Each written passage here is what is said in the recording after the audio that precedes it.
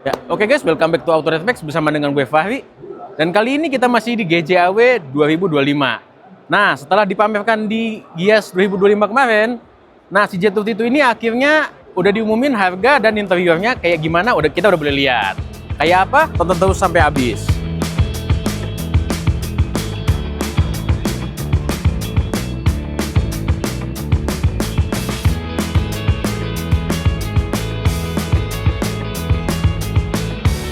Ya, untuk bagian eksterior waktu itu udah dibahas sama Bang Audi. Nah, sekarang kita bahas yang belum pernah dibahas nih, yaitu mesinnya. Untuk mesinnya, kita ke bagian unit 2000 cc turbo bertenaga 245 PS dan torsinya 375 Nm. Setup itu masih disambung sama transmisi DCT 7 speed dan juga penggerak 4 roda. Nah, dibanding dengan yang pas Gias kemarin, ini ada sedikit perbedaan ya di eksterior, terutama di bagian peleknya. Dari segi desain dan ukuran dia nggak ada bedanya maksudnya. Cuman dia kalau kalian ingat sebelumnya kan ada kayak bintik-bintik warna kuning, di sini nggak ada. Begitu juga dengan aksen-aksen warna kuning di atap atau di spion gitu. Kalau sebelumnya kan ada, di sini nggak ada. Untuk bagian belakang tidak ada bedanya dengan yang waktu itu kita preview. Nah, tapi untuk yang kotak ini isinya ban server beneran guys. Walaupun ukurannya dia space saver alias nggak sama dengan keempat bannya ini. Cuman bukannya gimana kita nggak tahu ya. Sekarang kita bahas interior dari si Jatuh Titu ini. Dilihat dari interiornya, ini ada paduan warna hitam sama abu-abu ya paling dominan. Terus di sini ada red stitching. Kemudian di sini juga ada kayak gambar pulau gitu ya. Di dashboardnya ini ada aksen silver juga. Terus bawahnya ada kayak tempat penyimpanan dan konsol box. Udah sofa pening tentunya.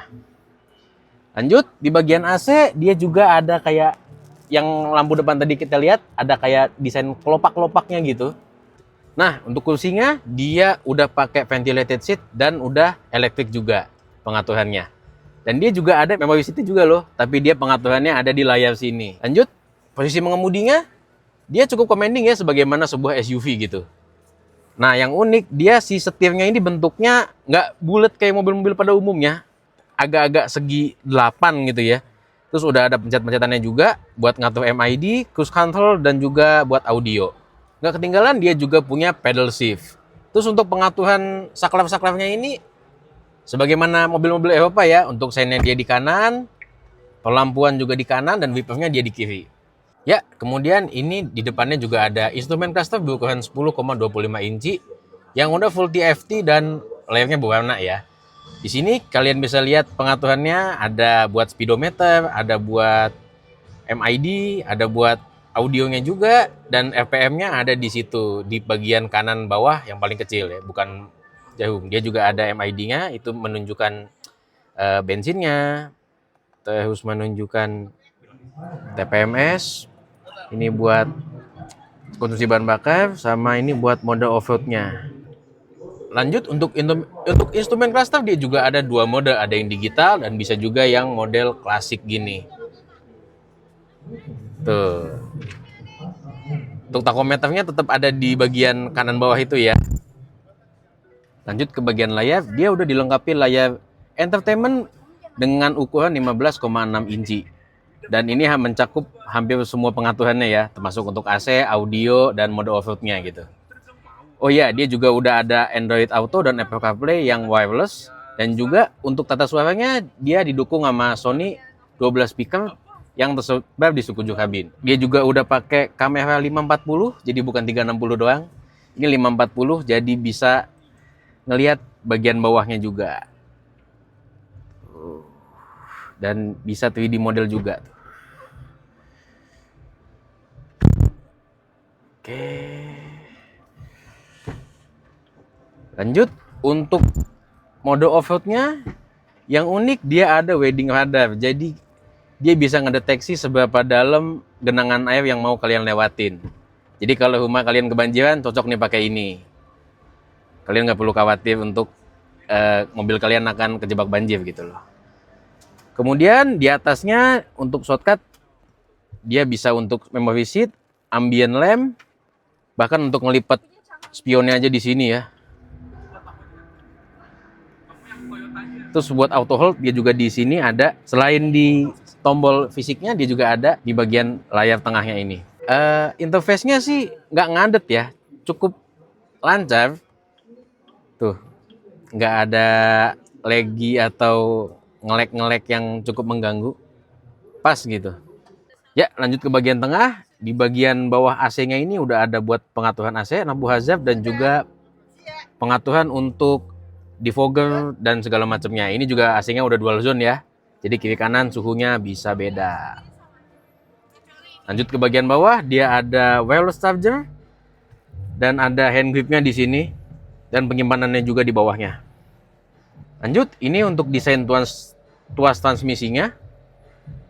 Kayak model joystick gitu, cuman kita bisa megang keseluruhan begini. Untuk kalau mau mode parkir tinggal P aja.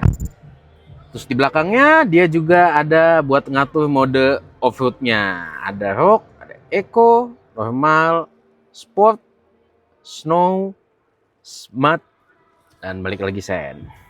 Terus ini juga ada tombol buat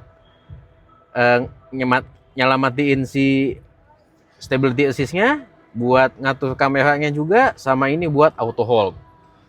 Nah, untuk tuas electric parking brake-nya dia ada di bagian kiri sini ya, bukan di bagian ininya. Jadi cukup bikin bingung gitu, karena biasanya kan mereka ada di satu kesatuan gitu loh. Lanjut, bagian belakangnya dia ada cup holder dan ada console box. Ya, lanjut ke bagian atas, dia udah ada sun visor yang udah ada lampunya, dan lampunya dia mengelilingi kacanya gitu. Udah ada tempat kartunya juga ya. Lanjut, dia di sini di bagian tengah ada pengaturan lampu, pengaturan sunroof, dan sunroofnya di modelnya panoramic sunroof ya. Bisa dibuka dan bukaannya gede banget. Lanjut, bagian spion tengahnya ini dia masih model belum auto dimming ya. Dia ininya masih biasa, masih manual, tapi dia bezelnya bening gitu. Kalau biasanya kan mobil pada umumnya kan hitam gitu bezelnya. Nah, sekarang kita lanjut ke bagian belakang. Ya, lanjut ke bagian belakang. Door trimnya masih sama ya dengan yang waktu itu kita preview di China. Dia model hand gripnya ada dua, bisa pegang sini, bisa di sini juga. Tapi di bagian belakangnya ini dia bolong ya. Kalau di depan kan ada kayak beltnya gitu. Di sini dia nggak ada. Jadi kalau buat naruh sesuatu agak riskan ya, takut jatuh gitu. Terus bagian ininya depan dia ada hand gripnya dua. Ini buat pegangan juga karena mobilnya tinggi, dan dia ada coakan buat gantungin baju atau gantungin apa, kantong plastik gitu ya. Lanjut ke bagian depannya, dia ada seat back pocket, dua-duanya dapat. Ada AC juga dan ada colokan charger yang Type A dan Type C, dan ada console box-nya juga di bawah. Terus untuk posisi duduknya ini agak ngedingklik ya, dan posisi duduknya ini tegak, nggak bisa disenderin lagi maksudnya. Untuk legroom dan atapnya sih aman ya.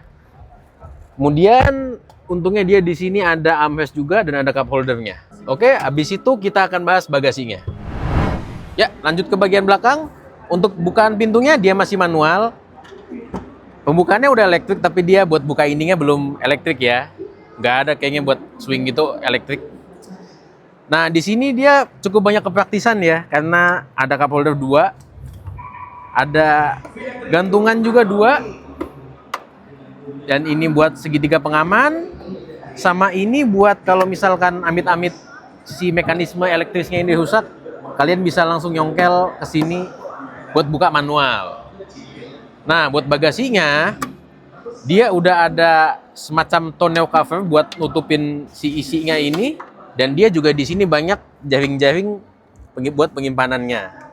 Oh ya, ini dia juga ada subwoofer di kiri kanannya, dan ada buat power outlet.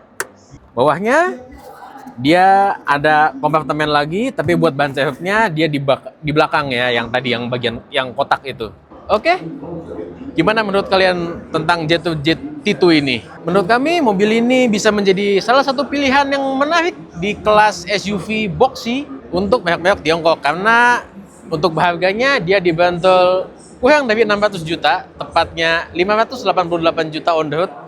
Dan khusus untuk GJAW ini, khusus 500 pembeli pertama, harganya cuma 568 juta. Selain itu, buat 150 pembeli pertama yang belinya lewat platform Blibli, kalian akan mendapatkan tangga dan box di samping itu. Jadi malah jadi tambah Defender ya. Melihat dari harganya, kalian udah tahu dong mobil ini pesaingnya apa aja. Ya tidak lain tidak bukan GWM Tank 300 dan Baik BJ30 ya. Nah intinya mobil ini bisa menjadi pilihan menarik karena di antara rival-rivalnya dia punya harga yang lebih terjangkau dan juga fitur-fiturnya juga nggak kalah lengkap lah. Oke, itu aja dari kami. Gue Fahri dari Auto The Bike, sign off. Jangan lupa like, subscribe, dan main-main di web kita juga. Bye!